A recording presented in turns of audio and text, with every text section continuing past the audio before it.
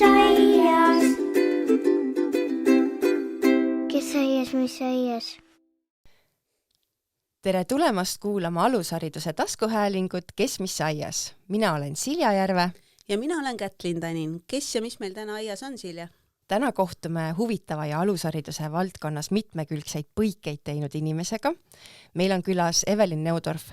Ta on Eesti Lasteaednike Liidu liige ja selle esindaja õpetajate kutsekomisjonis, Eesti Alushariduse Ühenduse asutaja ja juhatuse liige, Tallinna Ülikooli Haridusteaduste Instituudi eelkoolipedagoogika nooremlektor, doktorant ja alushariduse eriala bakalaureuse astme õppekava kuraator. Ja kuna varsti on inimestel jälle võimalus ülikooli sisse astuda ning alushariduse pedagoogi eriala on olnud läbi aastate avalduste ja konkurentsitiheduse järgi populaarsemate erialade seas, siis tänane teemadering keerlebki suuresti ümber selle, et millist õpetajat me tänasel päeval vajame ja millist õpetajat ülikoolis koolitatakse. Tere tulemast saatesse! Ja tere! Ja tere tulemast ka minu poolt ja alustuseks meie traditsiooniline küsimus, et milline on olnud sinu teekond alusharidusse ja kuidas tegutsed täna selles valdkonnas? Minu alushariduse tee sai siis alguse umbes siis, kui ma olin 5-aastane. Pidin minema lasteaeda ja kahjuks lasteaed oli see koht, mis mulle absoluutselt ei sobinud, et 3 kuud püüdsin ma seal vastu pidada ja lõpuks siis vanemad otsustasid, et ei, siit head lasteaialast ei tule, et lisaks vanema jäi tegelikult pensionile ka, et siis sai ju 55-selt juba pensionile jääda ja sain mina ka koju vanema juurde, pääsesin lasteaiast. Küll aga siis peale keskkooli lõppu tuli ju teha mingi valik, et kuhu minna ja ütleme nii, et tegelikult väga läbi juhuse sattusin ma alushariduse pedagoogiks õppima, et ütlen ausalt, ei olnud plaan, aga see eriala meeldis ja praktikad olid hästi huvitavad, õpingud iseenesest ka, et ma õppisin päevaõppes, andsid päris palju ja tegelikult tekkis selline arusaam, et lasteaias on tore, et isegi kui enda kogemus on mitte just kõige parem on, et siis tegelikult on seal nii palju ägedaid inimesi, kellega koos töötada ja lapsed muidugi ka, et kõike, mida nendega koos teha, et siis need võimalused said mulle juba tegelikult bakalaureuseõppes selgeks, peale seda iseenesest oli juba mõistetav, et ma lähen sinna magistratuuri ja vahepeal tegelikult veel taotlesin endale õpetaja kutse, et tegin kutseaasta peale seda, siis sain tase 5 kutse ja eks sealt niimoodi edasi on läinud, et doktorantuur ja vahepeal olin siis ka õppealajuhataja ühes 2-keelses lasteaias ja vahepeal sain veel omale lapsed ka, et sain lapsevanema rolli ka proovida siis lasteaia kontekstis, et kuidas siis lapsevanem on olla lasteaias. Et see on jälle teistsugune kogemus kui õpetajana. Et enne ütlesin, et sa oled mitmeid põikeid teinud, et kui mõtlemegi nüüd selle õpetajaks olemise perioodi peale, et mis sulle meeldis õpetajaks olemise juures kõige rohkem? Kõige rohkem tegelikult olidki, muidugi ma ütlen lapsed, eks ju, tüüpiline vastus, aga lisaks lastele tegelikult ongi need kolleegid, et kellega koos sa oled seal hommikust õhtuni, mõnega oledki reaalselt kella 7-st kella 7-ni koos, eks ju, pikad päevad. See nüüd tagantjärgi mõeldes ka, et kui palju vabadust õpetajana meile anti, et põhimõtteliselt sky is the limit, eks ju, tee, mis sa tahad, on ja lastega ja ka lastevanematega ja nüüd tagantjärgi ma olen mõelnud ka lapsevanemana, et tegelikult see lastevanemate poolne usaldus oli tohutu ja mul tõesti vedas, et mul oli väga ägedad lapsevanemad rühmas, tõeliselt ägedad, kõike tegid. Reedeti tapetseerisime kella 12 nukunurka ja tegime koos matkaõhtuid lõkkega, et sellised hästi ilusad meenutused on sellest ajast. Ja siis sa otsustasid teha pöörde oma tööelus ja hakkasid õppealajuhatajaks. Et mis sulle õppealajuhatajaks olemise juures enim meeldis? Kuna ma enne mainisin ka, et ma tegelikult töötasin 2-keelses majas, et siis võib-olla see asi, mis ma sealt kaasa võtan, on kindlasti see kultuuride mitmekesisus, et ühest küljest eesti-vene kultuur, aga seal ei ole ainult venelased, et seal oli ka teisi rahvusest õpetajaid ja lapsi täpselt samamoodi. Ja tegelikult ka see, et kui sul on nüüd hästi kogenud ja pika tööstaažiga õpetajad, kes on oma tööd teinud seal 30-40 aastat, et siis kuidas sinna tuua seda innovatsiooni nii, et nad ise ka on sellest innustunud ja silm säravad kõike seda teha. Et sellised väljakutsed, ütleme nii, mida sealt kaasa võtta. Ja nüüd leiab sind ülikoolist, et oled õppejõud ja teed seal igasuguseid asju, et mis sulle praegu õppejõuna olemise juures kõige rohkem meeldib? No, kõige rohkem meeldivad mulle tudengid, et mul on päris palju ka tegelikult loenguid ja sellist otsest kontakti nendega. Tohutult ägedad inimesed on, nii siis sessioonõppes kui ka päevaõppes. Ja võib-olla mis veel ülikoolis on see, et lisaks õppetööle on selline teadustöö osa, eks ju, aga ka arendustöö, et erinevad projektid, kus sa ka teed midagi selleks, et Eesti hariduselu oleks parem, mitmekesisem. Et näiteks viimati oli meil siin üks rahatarkuse projekt, et kus siis ka kolleegidega koostöös töötasime välja rahatarkuse õpiväljundid erinevatele haridusastmetele. Just, jõudsimegi ülikooli ja täna võib-olla keskendumegi kõige rohkem siis õpetaja väljaõppele ja siis sellele, kus seda teha saab ja miks seda teha vaja on. Ja et ühest küljest ju võibki mõelda, et lasteaednik, et mis see siis ära ei ole, eks ju, et inimesed saavad lapsi, kasvatavad, sünnitusmäes keegi ju manuaali kaasa ei anna, igaüks annab oma parima ja kõigis saavad lõpuks inimesed. Aga lasteaias on kuidagi nii, et on õpetajad ja õpetaja abid ja siis muu personal veel sinna juurde, et miks on vajalik, et lasteaedades oleksid erialalise väljaõppe saanud just spetsialistid ja mitte lihtsalt lapsi armastavad inimesed, nii nimetatult nagu tänavalt. No eks neid tänavalt ka on seal, aga siis ongi lasteaia, ütleme, juhtkonna kollektiivi ülesanne siis neid toetada nende arengus õpetajana ja koolitada, võimaldada seda. Küll, aga miks siis peaksid olema meil kvalifitseeritud õpetajad? No esmajoones sellepärast, et nad omavad teadmisi sellest, et kuidas kõige paremini ja efektiivsemalt lapse arengut toetada. Ühest küljest, aga tänapäeval me räägime hästi palju ka sellest, et märgata erisusi ja lisaks ka sekkuda, et kui seal ongi mingi arenguline kõrvalekalle, et ükskõik, kas siis on mahajäävus või tegelikult ka andekus on meil erivajadus. No, lisaks sellele, et ülikoolis me ju ka õpetamisel toetume sellisele teaduspõhisele lähenemisele ja kui õpetaja ülikoolis õpib, et siis ta saab ikkagi nende viimaste teadustulemustega rohkem kurssi ja analüüsi tulemusel saab võib-olla paremini aru ka, et miks on hea, et kui näiteks seal lastel on õppetegevuseks vajalikud vahendid või vabamänguks vahendid kogu aeg kättesaadavad, et ei ole näiteks seal kapis luku taga. Et kahjuks vahest käin ka lasteaedades külastamas ja näeme ikka selliseid olukordi, kus ei ole veel niimoodi lapse tasandile need kasvukeskkonna nõuded viidud. Küll aga millele ma võib-olla veel tahaks tähelepanu pöörata on see, et laste jaoks on ju tegelikult meil kõik täiskasvanud õpetajad, kes meil lasteaias on.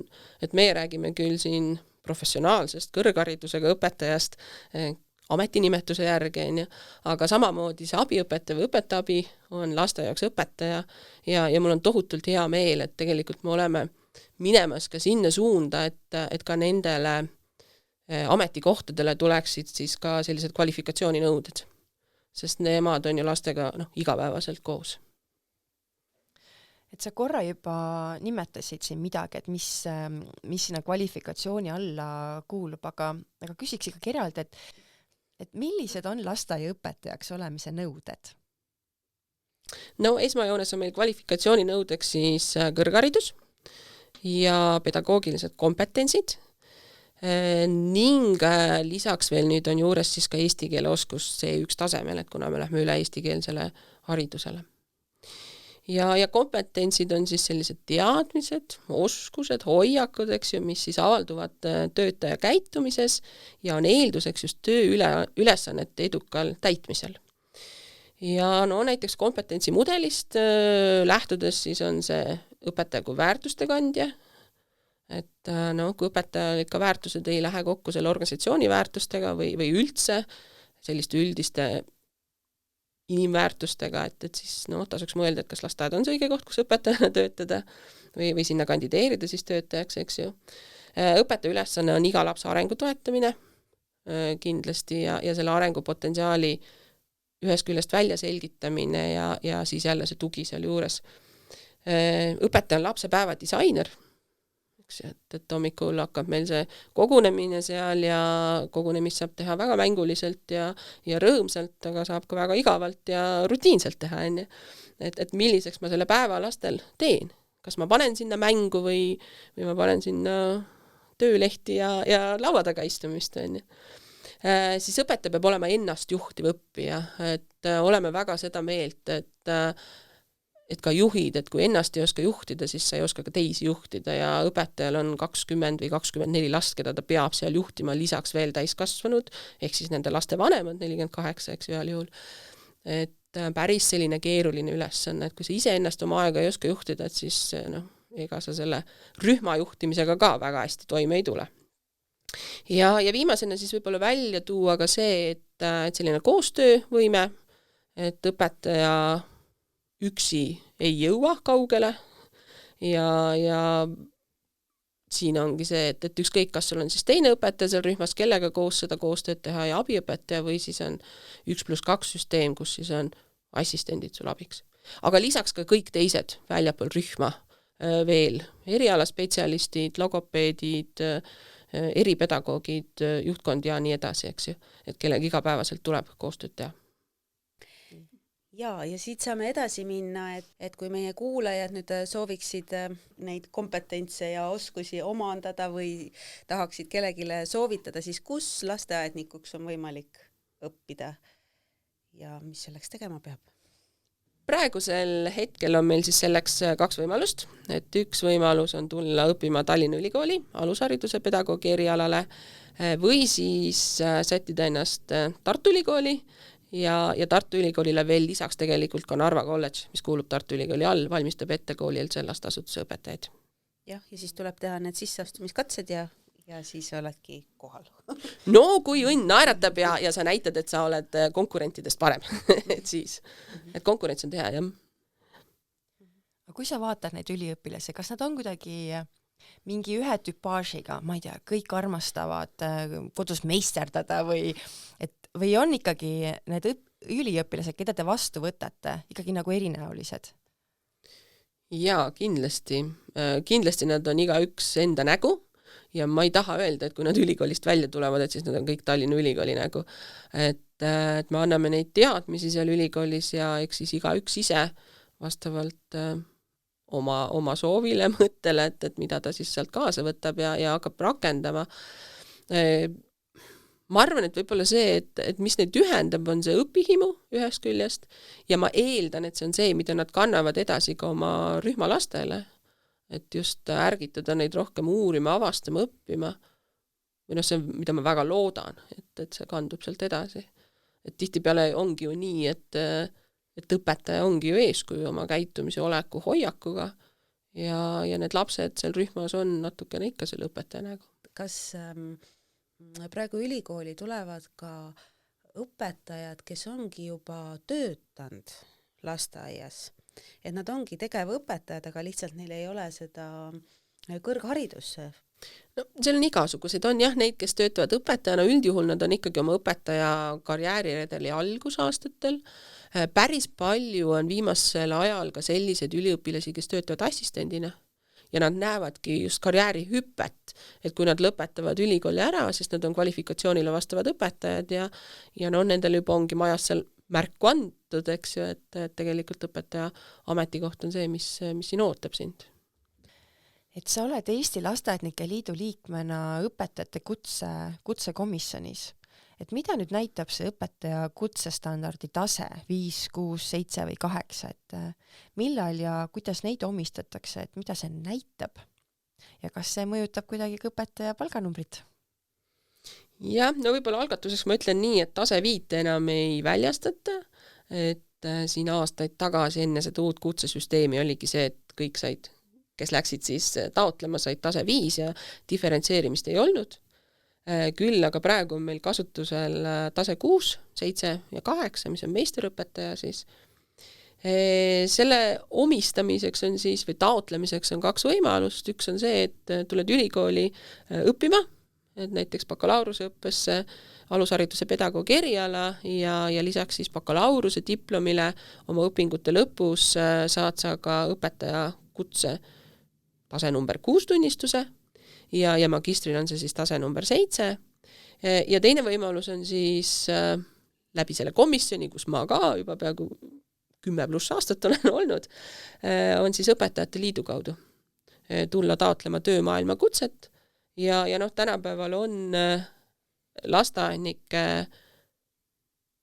päris korralikul hulgal, kes on seda võimalust kasutanud, küll aga ei tasu siis mõelda, et ma tulen, et ma kindlasti saan, et on olnud meil ka neid juhtumeid, kus me tegelikult ei ole andnud seda kutset, et ei ole need kompetentsid tõestatud. Palganumbris võib-olla praegu seal vahet ei ole tegelikult. Ma väga loodan, et me liigume sinna poole, et seal tuleb see vahe sisse, et vanasti oli meil see atesteerimise süsteem, et seal olid küll väga korralikud palga vahemikud, eks ju.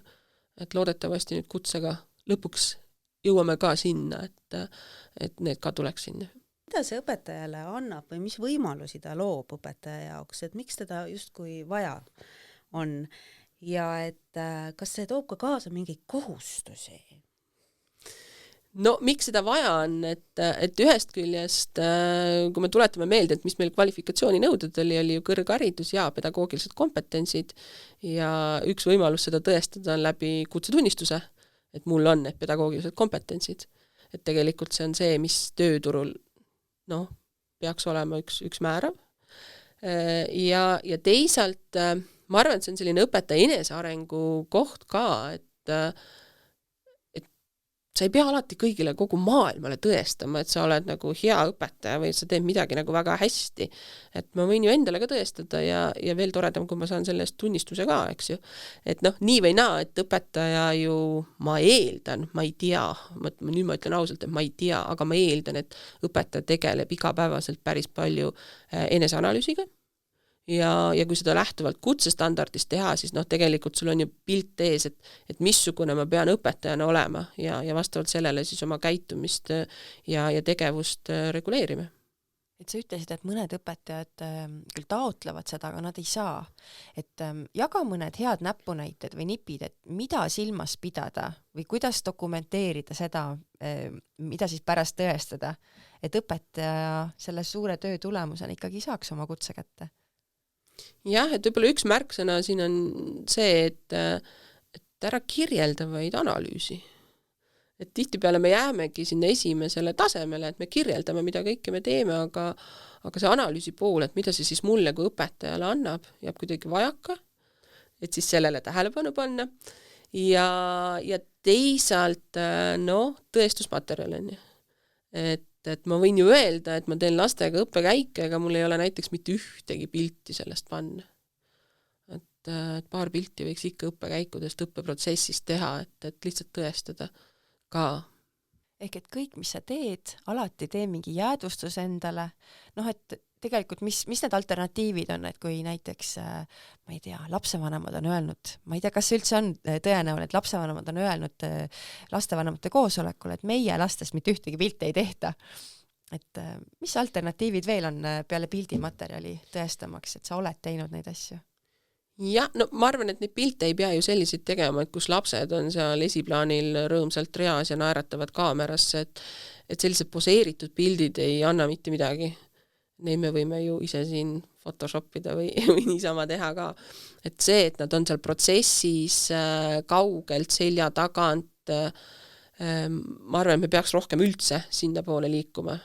Et võiks ära jätta need poseeritud pildid, et sotsiaalmeedias on ka neid nii tohutult palju ikka veel, et ei ole vaja. Aga ka seda tegevust siis või seda produkti, seda pedagoogiliselt dokumenteerida ja näiteks mõistekaarte, on ju. Et on näha, et me oleme lastega käinud kuskil õppekäigul, teinud selle kohta mõistekaardi, mida me seal siis koos õppisime, loonud võib-olla mingid kunstitööd, eks ju, sellest paar pildikest sinna juurde, et see ei pea olema see, et lapsed kindlasti teevad, eks ju. Ja nagu ma ütlesin, rõhk on sellel, kuidas see mind õpetajana arendas. Ja ma korra tulen oma üleelmise küsimuse juurde tagasi, et kas see kutsestandard toob ka mingeid kohustusi õpetajale? Et nüüd, kui mul see tunnistus on pidulikult olemas, et siis justkui minult võib-olla oodatakse või eeldatakse midagi? No ma arvan, et see on sama nagu kõrghariduse diplom, et ma ju eeldan ka, et kui mu lapseõpetaja on kõrgharidusega, et siis ta teeb juba neid asju nii, nagu võiks teha, on ju. Et alati lihtsalt kõik võib-olla ei suuda pidevalt seda standardit täita, on ju. Aga lootus on absoluutselt sinna, et need on nagu õpetajale käitumisele omaks võetud need asjad ja ta igapäevaselt teebki neid asju nii. Et otseselt kohustust ei too, aga võib-olla see toob siis teistele kindlustunde, et tal on need teadmised, oskused ja ta rakendab ka neid asju. Kui tihti neid tingimusi uuendatakse, mis seal kutsestandardis on? Teatud perioodi peale ja minu arust on just see kutsestandard üle vaadatud. Jah, nad peavad olema väga universaalsed selles suhtes, et me ei saa väga võib-olla sellise üksikasjadesse detailidesse minna, sest me ju tahame, et kõik õpetajaskond ikkagi küündiks sinna. Ja loomulikult meil on tegelikult ka ju eetikakoodeks, mida siis Tartu Ülikooli eetikakeskuse poolt, eks ju, veetakse praegu ja õpetaja peab ju ka oma töös eetikanõudeid järgima, et täpselt samamoodi näiteks pildistamine, laste pildistamine, mida ma näen, et tehakse tihtipeale, ma ei tea, võib-olla see on saamatusest, teadmatusest pannakse näiteks oma sotsiaalmeedia kontole oma rühma laste pilte. Me ei leia, et see on nagu õige koht, kus võõraste lapsevanemate laste pilte, eks ju, siis eksponeerida. Et seda ma olen märganud just eelkõige nagu ütleme siis vanema generatsiooni õpetajatel, et kes tahavadki olla kaasaegsed ja selles suhtes pildistavad ja teevad, aga lihtsalt see teadmatus, et kuhu neid panna ja kuidas panna. Et ma olen väga, väga seda meelt, et asjad pannakse liisi, kinnisesse gruppi, aga see eeldab ka seda, et lapsevanemad käivad seal vaatamas, mitte nii, et see on õpetaja töö ülesanne pildistada kõike ja siis keegi tegelikult ei vaata seda. Ainult juht kontrollib, et kas on tehtud või ei. Et kui ma nüüd mõtlen veel rohkem selle peale, et millised need üliõpilased seal ülikoolis on ja mida seal õpitakse, et sina oledki Tallinna Ülikooli alushariduse bakalaureuse õppekava kuraator, et kindlasti neid loengud seal paika pannes te mõtlete selle peale, et millist õpetajat see praegune tööturg vajab? Et millist ta vajab? Neid nõudeid on nii palju ja nagu mul tudengid vahest ütlevad, et ma pean mingi üliinimene olema. Et jah, peadki, ütleks selle kohta, et kui me vaatame kõiki neid standardeid ja veel vanemate ootusi, eks ju, tööandja ootusi sinna. No ma arvan, et esmajoones tegelikult ma arvan, et see õpetaja peab olema ennast hoidev ja kõrge pingetaluvusega, et üldse selles maailmas hakkama saada ja siis seal juures veel edukas on ju olema. Teisalt kindlasti sellist professionaalsust, et sa tead, mida sa pead tegema, miks sa üldse neid asju teed, mitte sellepärast, et juht käsib, vaid sellepärast, et aga niimoodi ma tegelikult toetangi lapse arengut, on ju. Vau, niimoodi nad õpivadki tegelikult asju. Et selline pool on hästi oluline. Kindlasti eriala väärtustav õpetaja, et ütleme siis oma ala fanaatikud, et aga seal peab ka piiri, eks ju, jälle pidama, et minnes tagasi sinna ennast hoidva käitumise juurde, et ööpäevas on meil ikkagi 24 tundi ja meie tööaeg on 7 tundi, et jah, vahest ta võib-olla läheb seal natuke pikemaks, aga oluline on see, et ta ei oleks seal pidevalt kuskil 14 tundi, eks ju, et enda eest peab oskama seista. Mul on hea rääkida, ma ise olen ka läbi põlenud õpetajana, nii et selles suhtes, aga ma lihtsalt arvan, et tänapäeval on noored, kes peale tulevad, on natuke teadlikumad selles. Siis võib-olla see on ka oluline, et sinus kui õpetajas oleks soov midagi muuta, midagi teistmoodi teha, et tihtipeale ongi see, et sa saad ülikoolis need teadmised ja siis sa lähed sinna töömaailma ja siis sa vaatad, aga kõik teevad ju tegelikult teistmoodi. Ja nagu endalegi aru andmata, sa juba teed ka tegelikult teistmoodi, sest kogu süsteem teeb seda asja täpselt ja niimoodi. Teistmoodi, vaid vanamoodi. Ja nii ongi see, et meil ei jõuagi muutuseks ju sinna praktikasse. Et siis peabki nagu mõtlema, et oota, aga tegelikult ma õppisin, et võt see või see on oluline ja ma võtan selle julguse ja ma teen teistmoodi neid asja. Võib-olla kõik kolleegid ei ole väga rõõmsad, sest see toob neile ka tõenäoliselt siis töökohustusi juurde. Aga see on see, kuidas me muutust saame. Ja lisaks võib-olla see ka, et muutustel avatud, mis läheb nagu hästi võib-olla sellise eelmisega kokku, et ühest küljest sa võtad vastu, aga sa süteesid ka, et mida ja kui palju, mitte nii, et kõike, mis tuleb. Et kuskil sa pead nagu leidma tasakaalu õpetajana ja eelkõige mõtlema sellele, et mis on lastele hea.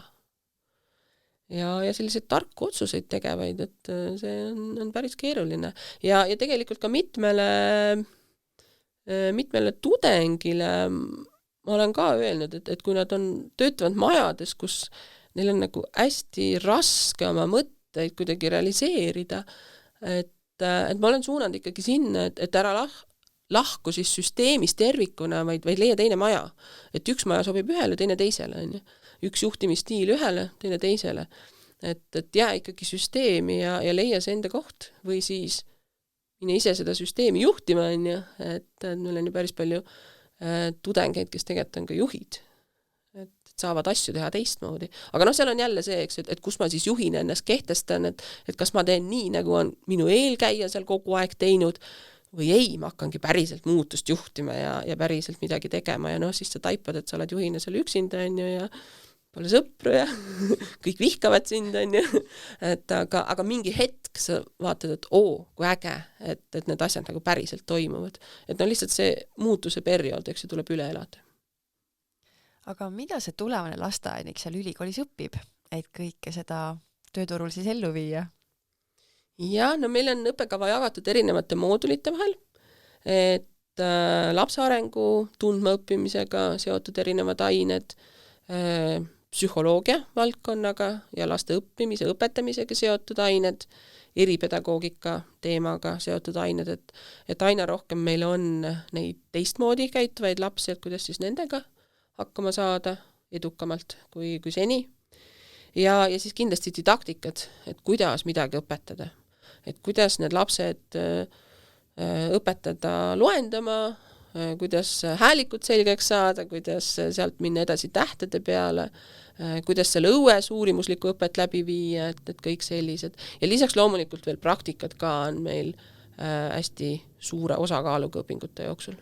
Mida see tudeng seal praktika käigus omandab? Miks see praktika on oluline? Võib-olla üks mõte, mida ma tahan öelda, on see, et kui üliõpilane lõpetab oma õpingud, et see ei tähenda, et ta siis on valmis õpetaja. Et õpetajaks kujunetakse ikkagi aastate jooksul.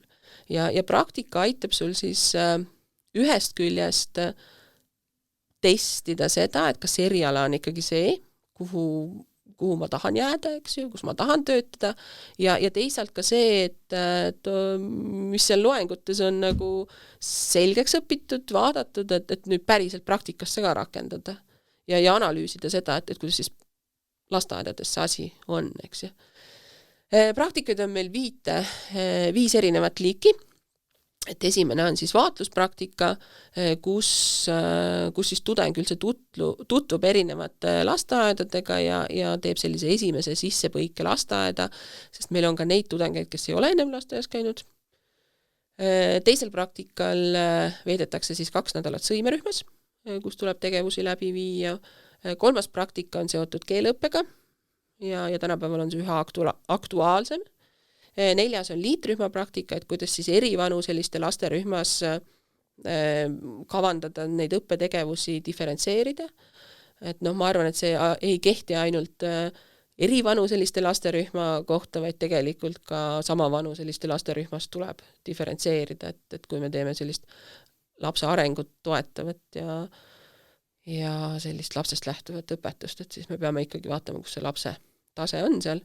Ja viimane praktika on siis koolieelikute rühmas ja seal on veel ka lisaks siis 1 nädal algklassides, 1. klassis, et vaadata seda ülemineku poolt ka, et mis siis seal koolis need nõuded on.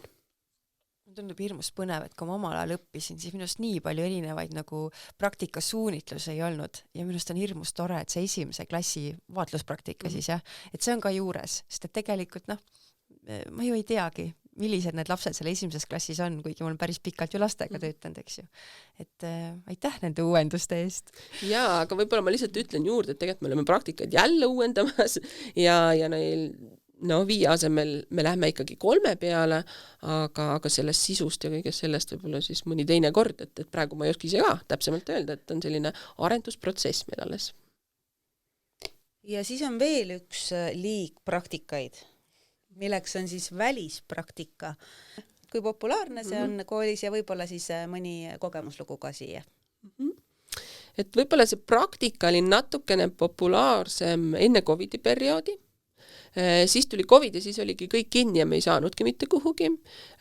Nüüd me oleme taastamas selliseid koostöösidemeid nii Helsingi Anni lasteaiaga kui ka Stockholmi Eesti lasteaiaga, kus siis saab jälle teha praktikat. Ja mis võib-olla, mis ma praegu näen, et lisaks praktikale tegelikult tudengid kasutavad ka seda võimalust, et Erasmusega minna semestriks välismaale õppima, et mitte siis ainult praktilist poolt omandama, vaid tegelikult ka loenguid võtma, et viimati käisid ka mul siin 2 tudengit Kreekas. Aga praktikal on ennem käidud Hispaanias, Portugalis ja siin Silja võib rääkida oma Tai kogemusest ka, et kuidas sa ise tunned, et mis see sulle andis, see Tais käik? Nüüd hakkame minust rääkima. Sa ei olnud valmistunud. Minu jaoks oli hästi põnev kogemus, et näha, et kõik see, mis ma olen siin Eestis õppinud, praktikas justkui omandanud, et mil määral see rakendub täiesti teises kultuuriruumis, täiesti teiste lastega.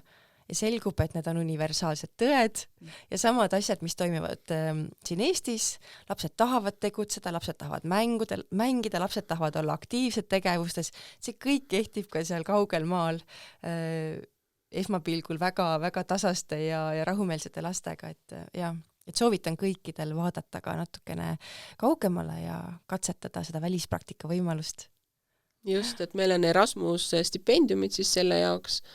Ja see tõesti, võib-olla 100% seal, ütleme niimoodi, sellist väga head elu ei võimalda, aga selles suhtes, et see ongi ju selline lühiajalisem ja väga oleneb maast, et päris edukalt peab saama seal hakkama selle summaga. Ja võib-olla mis veel on juures, on see, et meil on ka sellised lühikesed intensiivkursused, et neid on nii online'is, mis on ka tudengitele päris populaarseks saanud viimasel ajal, ja me tegelikult teeme ka selliseid kontaktkursuseid, et nüüd siin maikuuses siis on meil Vehta ülikoolis 10 tudengil minek sinna, kus siis on ka veel lisaks Soomest ja Iirimaalt tudengid, et koos õppida lähemalt tundma just sellist saksa alusharidust ja Fröbel, eks ju, ja seda pedagoogilist pärandit sealt poolt. Kas kõik üliõpilased võivad või saavad minna välispraktikale? Jaa, selles suhtes, et ei ole ju piiranguid, et selles suhtes, et õpingukava peab olema nominaal, eks ju, täidetud nii, nagu on vaja ja motivatsiooni peab olema selles suhtes, et tihtipeale meil on ka nii, et tahteid on rohkem kui kohti ja siis tuleb see väga hea motivatsioonikiri kirjutada, et mis saab määravaks, et kes seekord siis on see õnnelik, kes välja valitakse ja saab minna praktiseerima oma teadmisi ja uusi omandama välismaale. Kas välispraktika jaoks on vaja universaalset inglise keelt või näiteks kui just siin rääkida saksa keskkonnast, et on nagu teise keelega ka võimalik Erasmuse kaudu minna? Vot nüüd ma jään vastuse võlgu selles suhtes, et tegelikult ju meil kandideerimistingimustes on inglise keel ja need kursused on inglise keeles. Küll aga ei pea muretsema selle pärast, et noh, hetkel ei ole C1, no ei olegi, eks ju, et minu arust B2-ga saab nagu super hästi hakkama, kui on väga suur tahtmine, saab minu arust ka A2-ga. Et olen ka õpetajatega käinud erinevatel Erasmus projektireisidel ja oli see inglise keel A1, aga see tahtmine see oli nii suur, see oli nagu C2 ja see vedas meid igalt poolt läbi, et see pealehakkamine on hästi oluline ja selline seltskondlikkus kindlasti on ju, et võib-olla sellisel tagasihoidlikumal lihtsalt ongi keeruline hakkama saada. Aga see keeleõppe üldse või keeleoskused, et kui nüüd õppida ülikoolis, et siis kas muu keelega kui inglise keel on ka võimalik bakalaureuse tasemel õppida? No õpe on meil eesti keeles, eks ju. Võõrkeel on meil ikkagi inglise keel ja see on see, mis tuleb siis läbida, ütleme siis vabatahtlikult sundluslikus korras. Ühest küljest on see, et teadusartiklid on meil ju enamasti inglise keeles, et kuidas sa seda teadustööd siis ikka kirjutad. Ja teisalt ka see, et lapsevanemad, et kuidas sa nendega suhtled, eks ju, et tänapäeval võib-olla on seda, et on neid vene vanemaid, aga ja siis noored õpetajad võib-olla ei oska nendega, eks ju. Samas ma arvan, et väga paljud vene vanemad oskavad eesti keeles juba suhelda, et see barjäär on ka kuidagi eesti keele poole juba kaldu. Et inglise keel on võib-olla see, et mis siis mujalt poolt tulnud lapsevanematega suhtlemisel tuleb kasuks. Ja ma olen näinud küll neid väga kogenud õpetajaid, kes keelt üldse ei oska, väga keeruline on rääkida lapsevanemaga, kas või sellest päevast anda ülevaade. Et see ei pea sul olema selline fluent, aga lihtsad asjad saab räägitud, et see on oluline. Ja siin jälle pealehakkamine, eks ju.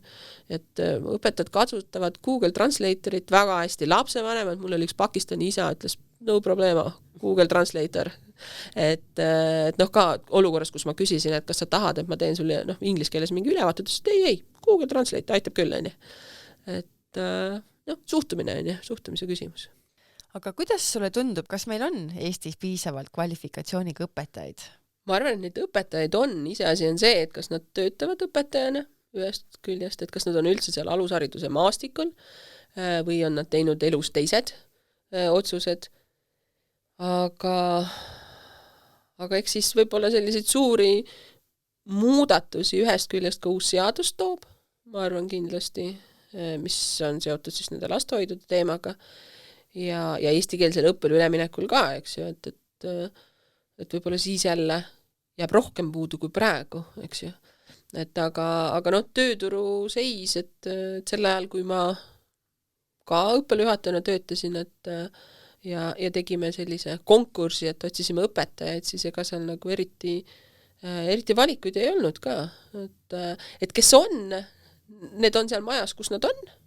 Ja kui seal on väga hea olla, siis nad ei lahkugi sealt mitte kuhugi. Ja kui on mingid mured või teised elukoha vahetus, eks ju, mingi muutus elus, et siis nad liiguvad, aga vahepeal oli hästi nukker see seis tööturul. Ja teisalt ka me vaatame, et kui tudeng teeb praktikat ja ta veel ei tööta, et siis praktikasutus püüab kohe ka tudeng endale tööle saada. Aga miks on nii, et kui sa kuulutad konkurssi välja, siis sul ei ole tegelikult laialt valida, et keda sa oma personali hulka võtad? Ma arvan, et see ei ole ainult hariduses, see tegelikult on üldiselt, meil on elanikkond vähenenud, meil on igal pool on tegelikult tööjõupuudus, samas töötute arv kogu aeg kasvab, on ju. Aga see kvalifikatsioonile vastav spetsialiseerunud tööjõud, et seda ei ole nii lihtne leida.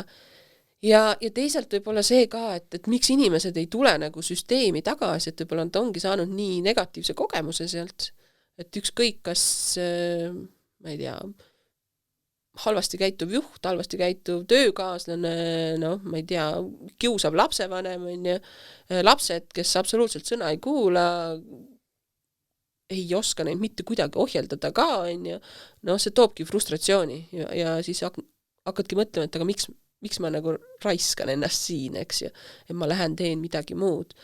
Et ma arvan, et sellised negatiivsed kogemused on need, mis peletavad need eemale, nagu ma ennem siin alguses ütlesin ka, et tegelikult, et kui sa tunned, et see on sinu eriala, siis mine teise kohta ja proovi seal uuesti. Aga neid inimesi on, kes on tagasi tulnud ringiga. Ja vahest lähevad ka tegelikult need samad magistri lõpetanud õpetajad siis meil ka algklassi õpetajaks. Ja võib-olla oleks siin oluline ära mainida, et kui see õpetaja, kes töötab seal lasteaias ja tal on see negatiivne kogemus parasjagu käimas, et siis on hästi õige tegu ka see, et sa küsid abi, arutad kolleegidega võib-olla ka teisest majast ja just, et sa ei jääks üksi oma murega, kui juhuslikult on selline olukord, et sa ei saa oma majast millegi pärast tuge, et sa mitu korda ka mainisid, et võib-olla see teine maja on see, kus sul tegelikult on hästi ja sa saad selle vajaliku toe. Et algajad õpetajad on hästi oluline toetada nii kolleegide poolt kui ka juhtkonna poolt, eks? Just, ja mul ühed magistrandid ka siin tegelikult on oma õpingute alguses ja hakkavad ka uurima seda, et just need alustavad õpetajad, et mis nad ise nagu tunnevad, et me oleme küll uurinud seda, et mida lasteaed pakub, mida juht arvab, et on vaja, eks ju, aga uurida sellelt õpetajalt endale, et no mis siis on, et mis see toetab teda kõige rohkem, on ju. Et enda kogemus, et mina võin küll öelda, et meeskonnatöö on see. Et kuidas sa saad selle kollektiiviga läbi, oma rühmaga eelkõige, eks ju, juhtkond on tegelikult natukene kaugemal, nad ei ole sul seal ukse taga kogu aeg, ainult siis, kui jamad. Aga, ja tegelikult lapsevanemad, et kuivõrd nad usaldavad sind ja kuivõrd nad tulevad kaasa. Ja võib-olla selles ülikooli kontekstis, et kui me rääkisime nendest numbritest, siis päris suure hulga tudengeid võetakse, aga need on ju puhtalt kontaktid. Need on ju kogu minu tugivõrgustik, kui ma tegelikult selles alushariduse maastikul toimetama hakkan. Ja seal ühel hetkel ongi mul seda tugivõrgustiku õpetaja tasandil ja juhi ja õppejuhi tasandil, et kui jah, nagu Silja enne ütles, et mul ei ole majast võtta seda inimest, siis tegelikult selle portsuse eest 50 või 30 inimest, et mõne tegelikult sellise hea töösõbra leiad sa sealt kindlasti. Jaa, kindlasti. Mul ongi teise kursuse sessioonis on nii mõnigi üliõpilane öelnud, et tänu oma kaaslastele ma tulen siit läbi. Et mul on nii raskeid hetki olnud ja tegelikult see grupp, kui see grupp saab käima, see on super tugi, eks ju. Ja üks asi on see, et sealt raskest kohast läbi tulla, aga need kontaktid ka tulevikuks, et see on nii oluline seda võrgustikku omada, et üks asi on see töövõrgustik sul seal rühmas, eks ju, majas, aga see laiem võrgustik. Ja just see, et mingid asju võib-olla ei saagi oma majas rääkida. Et rääkisime sellest, kui oluline on kolleegidega suhelda, mõtteid vahetada, muresid, rõõme vahetada, et on olemas see sotsiaalmeedia, mida sa ka mitu korda oled juba maininud, et sa ise oled ka hästi aktiivne lasteaedade teemalistes Facebooki gruppides, et sinna on koondunud nii lapsevanemad, kvalifikatsiooniga õpetajad kui ka siis lasteaetööle nii-öelda nagu sattunud inimesed ja nendes gruppides siis kerkivad üles erinevad mured ja rõõmud. Et mis sulle nendes gruppides toimuvast silma on jäänud? No ma ei tea, kui aktiivne ma olen, aga mul siin ka tudengid ütlesid, et on nii aktiivne õppejõud. Ise mõtlesin, ma ei tea, et mul lihtsalt võib-olla on see süütenöör mõnes kohas nii lühike, et ma pean reageerima. Jaa, sotsiaalne närv. Et ma pean reageerima. Et ma olen mingites gruppides ja ma teadlikult ei ole mingites gruppides, eks ju. Ma ei ole seal selleks, et kritiseerida absoluutselt. Ma ikkagi läksin selleks, et saada sealt ise mõtteid ja teisalt näiteks see lasteaednike liidugrupp on minu loodud ka. et just selline infovahetus on ja õpetajate info väljas hoidmine on nagu selle asja eesmärk. Küll aga, mis ma viimasel ajal olen tähele pannud, on see, et kuidagi hästi palju on sellist kuidas siis seda nagu öelda, et ma näen ohtu seal sotsiaalmeedia gruppides selles, et meie alusharidus liigub mängulise lähenemise poolt sellise koolistumise efekti poole. Ja võib-olla koolistumise all ma siinkohal mõtlengi konkreetselt sellist töölehtede täitmist. Et õppekavast tulenevalt on esmane asi õpetajal ikkagi õppetegevusi viia läbi mängu, eks ju, rakendada. Ja kui ma näen, et näed, osta minu töölehte või ma annan tasuta, et saad mänguliselt õpet läbi viia, siis minu jaoks need kaks asja kuidagi ei lähe nagu hästi kokku. Et mängudega saab seda mänguliselt viia, aga see, kui ma panen lapse töölehe täitma, see ei ole nagu see mänguline koht seal, eks ju. Mul tegid tudengid tegelikult mini-uuringu raames ka sellist uuringut, kus nad vaatasid, et palju siis õpetajad töölehti kasutavad ja ütleme nii, et õnneks sotsiaalmeedia natukene nagu muudab seda meie arusaama, et kui sa sealt vaatad, et appis on kogu aeg ja kõikjal, et siis me selle valimi moodustasime mitte sotsiaalmeedia põhjal ja seal osalejate põhjal, vaid siis tegelikult sellise süstematiseeritud valimi põhjal ja tegelikult see olukord nii hull ei ole. Ehk ütleme, et meil on tegelikult neid õpetajaid, kes neid asju nii väga ei kasuta. Samas mulle väga meeldib see, et meil on tekkinud rida ettevõtlikke õpetajaid, kes panustavad tegelikult alusharidusse ja teevad neid asju. Et väga respekt on, et ei jää ainult sinna rühmatasandile. Aga lihtsalt see, et võib-olla ma kutsuks nagu õpetajaid rohkem üles selles osas, et mõtlema, et palju ma seda töölehte kasutan, ma ei taha öelda, et see on halb pärast, jumala pärast kasuta, aga mis on selle asja eesmärk? Et töölehega me ei õpeta mitte midagi. Töölehega me kontrollime, kas asi on omandatud või ei. Töölehega me võime harjutada, aga me ei õpi mitte kunagi, eks.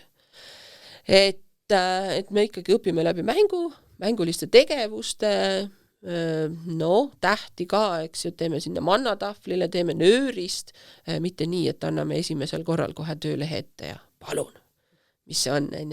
Et tähtede puhul, eks ju, me hakkame nagu nii häälikust pihta ka veel. Et ma näen seda ohtu, et neid hakatakse liiga vara kasutama ja hoopis teisel eesmärgil.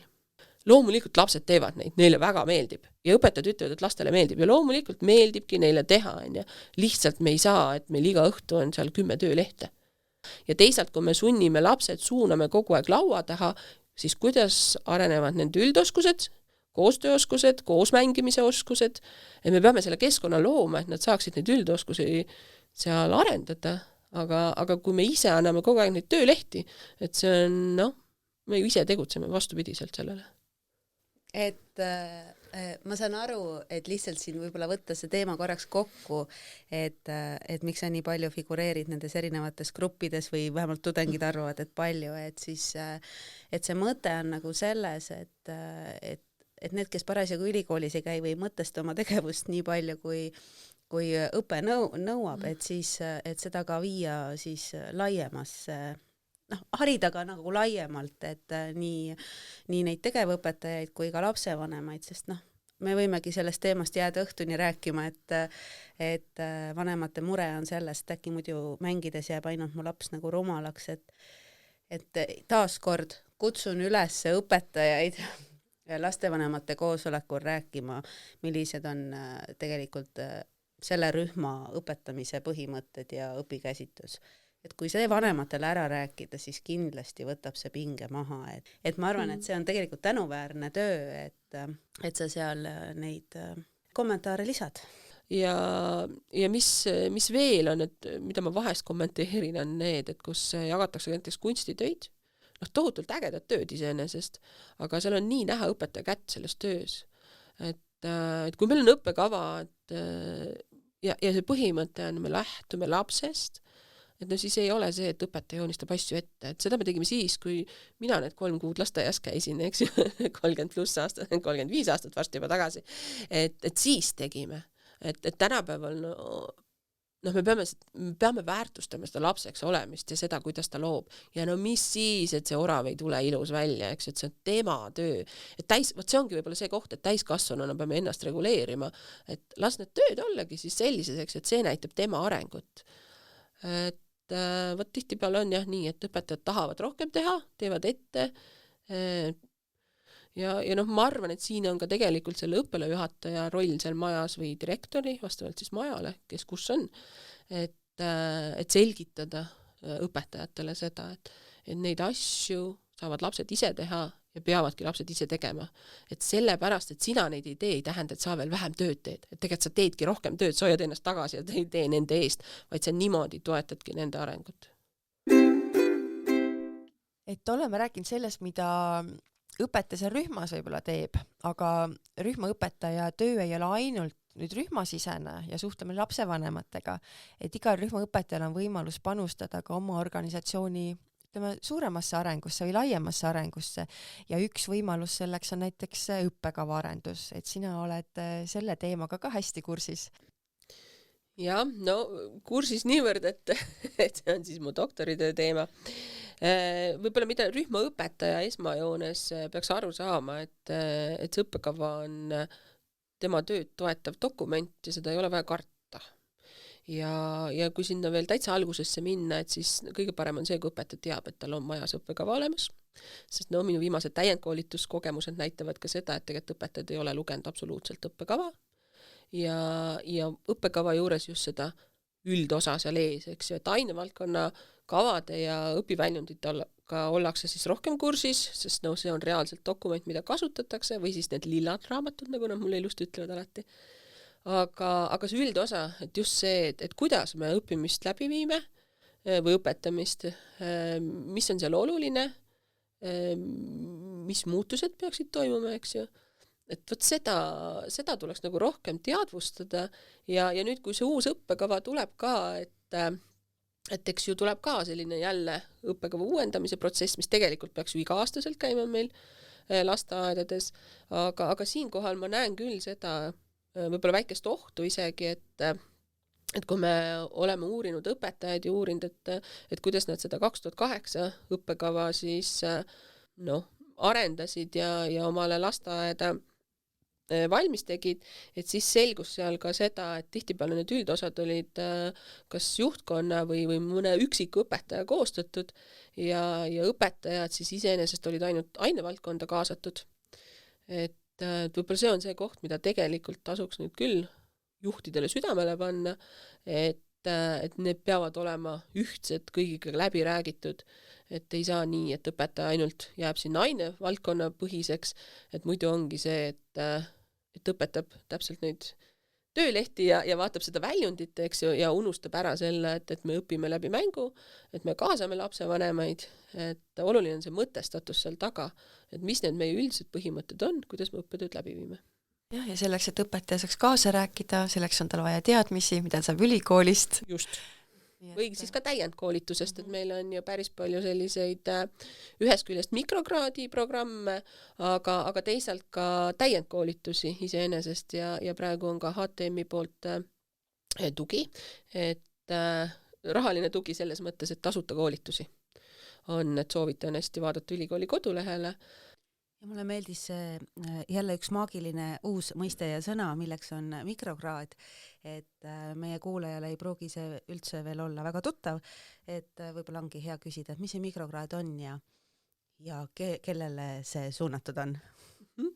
Et mikrokraad on siis selline kursuste komplekt, mis annab mingi uue pädevuse ühes kitsamas valdkonnas ja seda saab tulevikus siis üle kanda ka tasemeõppesse, et kui sa asud tasemeõppesse õppima ja oled eelnevalt läbinud erinevaid mikrokraadi programme, et siis on võimalik neid kursuseid üle kanda ja arvesse võtta, et seda, mis sa oled seal omandanud, aga ütleme nii, et laias laastus on need täiendkoolituste paketid siis. Kui tihti peaks üks kaasaegne õpetaja enda teadmisi värskendama? No ma võin rääkida sellest ajast, kui mina olin õpetaja, et ma mäletan seda, et meil oli kokkulepe lasteaias, et me lugesime pedagoogilist kirjandust ja me tegime tegelikult pedagoogilistel nõupidamistel ettekandeid. Ma ei tea, et seda väga praegu rakendatakse. Küll aga ühel täiendkoolitusel mul oli üks majajuht, kes ütles ka, et mina panen nad kõik lugema sunnikorras, eks ju.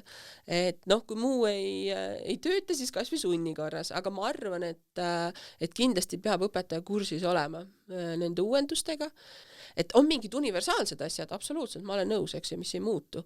Et aga jah, et mingid asjad on kindlasti muutunud, no kas või juba see eesmärkide sõnastamine, eks ju, mis puudutab õppekasvatustööd, et 99 raamõppekavaga ta oli ikkagi, mida õpetaja teeb, 2008 tuli see, et mis siis laps teeb, on ju. Et ma arvan, et see on juba enam-vähem muutunud, küll aga näiteks see lõimingu kohtki, et mis ma ka tajun, on tihti see, et meil tegelikult õppekavas ei ole seda mitte kuskil kirjas, mitu korda nädalas sa teed mingit ainevaldkonda, meil on igapäevane lõiming. Ja siis ma lähen lasteaeda ja ma näen seal ikka seda niinimetatud tunniplaani, esmaspäev, teisipäev, neljapäev, matemaatika, ma ei tea, teisipäev, kolmapäev, reede, mina ja keskkond. Et no ei tohi nii olla. Ja võt siin on jälle see juht, eks, et juht võiks juba nagu kursis olla. Et 2008 tuli õppekava, mis ütles, et meil enam neid asju ei ole, see on 16 aastat tagasi. Et jälle tegelikult juht ju ka peab vaatama, et õpetajad oleks kaasaegsete teadmiste lähenemistega kursis, et kui õpetaja ise selle peale ei tule, et siis peaks nagu ülevalt poolt kuskilt tulema see, et võt nii ei tohi need asjad siin majas olla. On neid maju, kus ei olegi nii, eks ju, aga väga paljudes on ikka veel. Et paljud, kes õpivad alushariduse pedagoogiks, on juba töötavad õpetajad ja tegelikult see meie töö on hästi intensiivne, sa pead olema nagu see imeinimene mitmel rindel korraga olema valmis kohe reageerima. Et mis on sinu soovitus lasteaednikele üldiselt ja võib-olla nendele, kes õpivad ja töötavad samaaegselt? Kuidas ennast hoida, et sellel pingele vastu panna ja olla edukas, mitte läbi põlenud? No ma arvan, et me kõik põleme mingi hetk läbi, eks ju, küsimus on sellest, et kui ereda leegiga ja kui kaua meil võtab see taastumine aega seal. Ma arvan, et me kõik oleme tundnud seda hetke endal.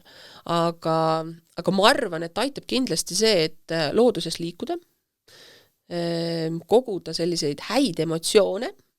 Kindlasti see ei vii kuhugi kaugele, et ma elan puhkusest puhkuseni, eks ju. Aga just see, et püüda nendes päevades leida selliseid positiivseid hetki ja teha õpetajana rutiinist välja minevaid tegevusi, mis teevad sinu töö ka huvitavamaks. Et olgu siis selleks, ma ei tea, täiendkoolitus Hispaanias, mis on praegu Erasmusega ka nagu väga teostatav asi, kust tavaline õpetaja saab minna kursusele. Lugeda raamatut, käia kohvikus, kolleegidega suhelda, hoida häid suhteid ja tegelikult, kui sa ise oled positiivselt meelestatud, siis tulevad ka positiivsed asjad sinu juurde. Kui sa näed kõiges kogu aeg negatiivset, siis see maailm ongi mustades toonides. Ja võt sealt on hästi raske välja tulla. Jah. Võib-olla võtangi siit kokku, et aitäh, et tulid ja mõned mõtted, mis tänasest vestlusest minule, kuidas seda öeldakse, külge kleepusid. et võib-olla kohe siit lõpust, et kuidas välja tulla, et siis õppimine on kindlasti ka üks õpetajal, on see täiendkoolitus, on see kraadiõppena, on see mikrokraadiõppena, on see mingil teisel viisil, et ma saangi tegelikult korraks sellest keskkonnast välja. Et see on kindlasti hästi oluline. Ma tänan sind selle inspiratsiooni eest, et kui mõnusalt ja kirglikult sa ülikoolis õppimisest ja seal olemisest rääkisid ja see mõte, mis ma kaasa võtan, on see, et kui me mõtestame õpetajatena rohkem oma tegevust ise läbi, et siis kui me saame selle mõtte või tähenduse, siis me suudame ja jaksame rohkem. Sest et see on see, mis edasi viib. Et kui me seda mõtet nagu kaasa ei võta, et me justkui teeme mingeid asju, seda nimetatud autopiloodiks, et siis võib minna see sadam, kuhu jõuda, võib-olla vahepeal kaduma. Aitäh, Evelin, et sa meile rääkisid, millist õpetajat ootab tööturg ja kuidas on võimalik ennast selleks nagu vormi viia, nii öelda. Et minu arust on hästi oluline, et õpetajad, kes on juba hariduse omandanud, et nad pidevalt oleksid need ennastjuhtivad õppijad, nagu sa nimetasid, et olles ise õppija rollis, on palju parem mõista neid lapsi, keda sa õpetad, et need hetked, kus sa veel ei tea, aga siis sa juba tead, et need on õpetajale väga kasulikud. ja aitäh, et kutsusite. Kes aias, mis aias? Kes aias, mis aias? Kes aias, mis aias? Aitäh kuulamast! Jälgige Facebooki lehte Kes mis aias, kuulata saate meid YouTube'i kanalist, Spotify'st või SoundCloud'ist.